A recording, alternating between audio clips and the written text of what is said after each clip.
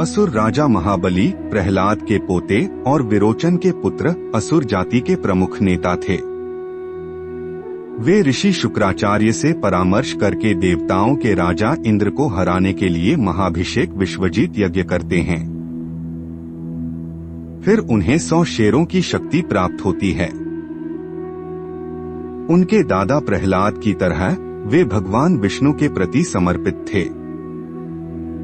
महाबली पाताल लोक का राजा तो था ही, परंतु अपने बाहुबल से भूलोक और स्वर्ग लोक भी जीत लिया।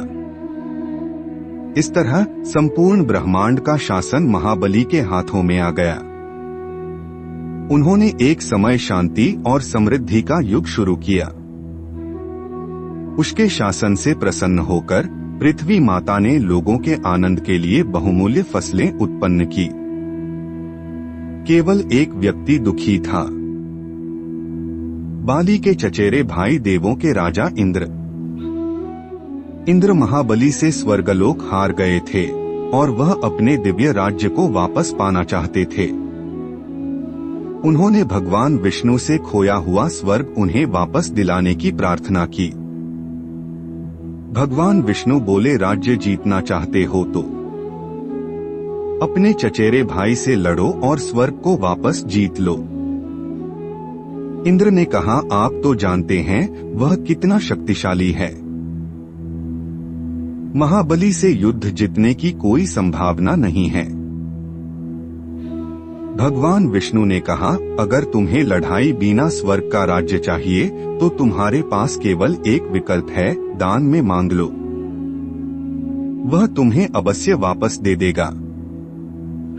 इंद्र ने विनती की, मुझे किसी भी चीज के लिए आपके पास आने में कोई शर्म नहीं है प्रभु, लेकिन मैं अपने चचेरे भाई के पास अपना राज्य मांगने नहीं जा सकता।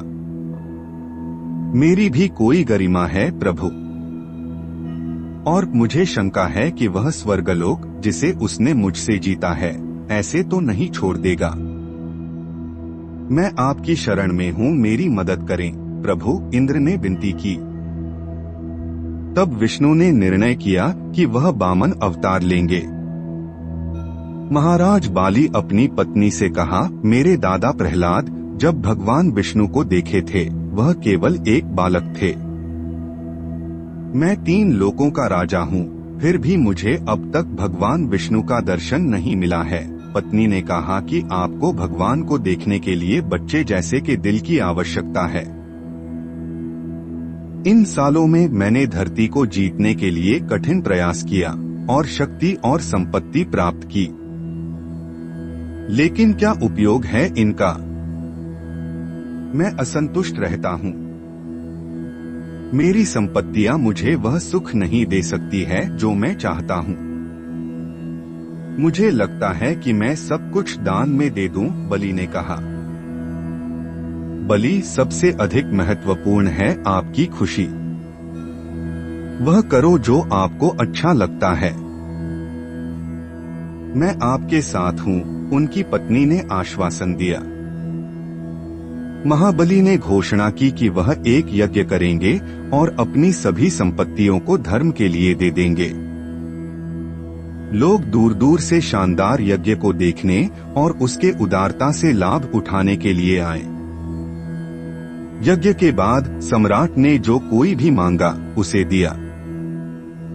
एक बड़ी संख्या में गायें, विशाल भूभाग और सोने और जेवर इस प्रकार वितरित किए गए।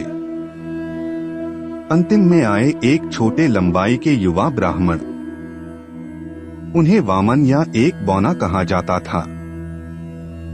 उनके सिर पर ताड़ के पत्तों से बनी एक छाता था। अपने अतिथि को देखकर बलि ने सोचा, एक वामन असाधारण प्रकाश की उत्पन्नति कर रहे हैं। महाबली ने अपने अतिथि को एक आसन प्रदान की और अपनी पत्नी द्वारा पानी से उनके पैरों को धोया। आप एक शुभ समय पर आए हो, उन्होंने कहा। मैं अपनी संपत्ति को दान दे रहा हूँ। कुछ भी मांगो और मैं तुम्हें दूंगा। गायें, घर, सोना, तुम्हें जो चाहिए बस मांगो। मुझे वह भूमि दो जिसे मैं 3 कदमों में ढक सकूं, वामन ने कहा। क्या? बलि ने पूछा, क्या मैंने सही सुना? तुम 3 कदमों में ढकने वाली सारी भूमि चाहते हो? मैं तुम्हें बहुत बहुत अधिक दे सकता हूं। मैं 3 गांव या 3 शहर या 3 या 4 या यहां तक कि 500 राज्य भी दे सकता हूं। मुझे 3 कदमों की जमीन चाहिए, वामन ने मुस्कान के साथ कहा। बलि के सलाहकार और गुरु शुक्राचार्य ने बीच में हस्तक्षेप किया। इस अतिथि की बात मत सुनो। वह एक ढोंगी है। यह कोई और नहीं, वामन भेष में भगवान विष्णु है। उसे इंच दो, वह गज ले जाएगा। वह यहाँ पृथ्वी पर और ऊपर वाले सभी जगहों को ले जा सकता है और उन्हें देवताओं को दे देगा। बलि ने अपने सलाहकार को उनकी चिंता के लिए धन्यवाद दिया। आचार्य, मैंने वचन लिया है कि जो कोई भी कुछ भी मांगे उसे दान में दूंगा। कृपया मुझे रोकना नहीं। तब बलि ने वामन की ओर मुड़कर कहा, मैं अतिथि को स्वयं भगवान विष्णु के रूप में देखता हूँ। मैं तुमसे अपनी जमीन को मापने की प्रार्थना करता हूँ। वामन खड़ा हो गया और अपना पैर आगे रखा, लेकिन उसे नीचे लाने के दौरान वह ऊंचा और ऊंचा हो गया और उसका पैर और आगे बढ़ता गया, जब तक यह पूरी पृथ्वी को ढक न लेता। बलि उस अतिथि की ओर हैरानी से देखता रह गया।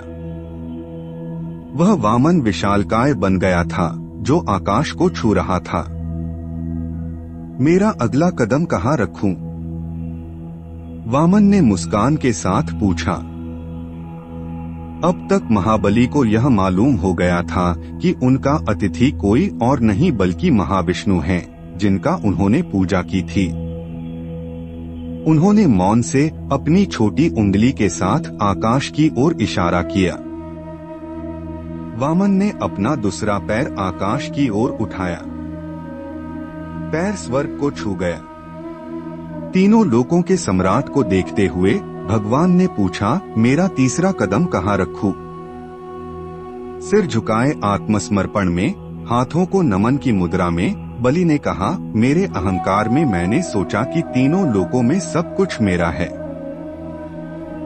आपने मुझे मेरी सही जगह दिखा दी है। मेरे सिर पर अपना पैर रखो। वामन ने धीरे से अपने पैर को बलि के झुके हुए सिर पर रखा। बलि ने भगवान विष्णु की ओर मुड़कर कहा, मुझे वहां वापस जाना है जहां से मैं आया था, पाताल लोक, मेरे पूर्वजों की भूमि। प्रभु, मुझे उस चीज को ले जाने की इच्छा है जो मुझे सबसे अधिक प्रिय है, आपको। भगवान विष्णु मुस्कुराए। अगर तुम मेरे बिना रह नहीं सकते तो मैं भी तुम्हारी बिना रह नहीं सकता, महाबली। मैं पाताल में तुम्हारे घर के बाहर द्वारपाल बनके खड़ा हो जाऊंगा। पृथ्वी के लोग महाबली के फैसले से दुखी थे। उन्होंने कभी भी उससे अधिक उदार शासक को नहीं जाना था। तुम हर साल पृथ्वी पर एक बार आ सकते हो। जब तुम आओगे तो तुम्हारे लोग प्रसन्न हो जाएंगे, भगवान विष्णु ने कहा। महाबली ने नमस्कार किया और पाताल में वापस चले गए। महाबली के इस महायज्ञ के दिन को दिवाली के त्योहार के चौथा दिन बाली पद्यमी के रूप में मनाया जाता है। इस दिन को भारत के अलग अलग जगहों में बाली प्रतिपदा या पड़वा या वीर प्रतिपदा या द्युत प्रतिपदा के नाम से मनाया जाता है।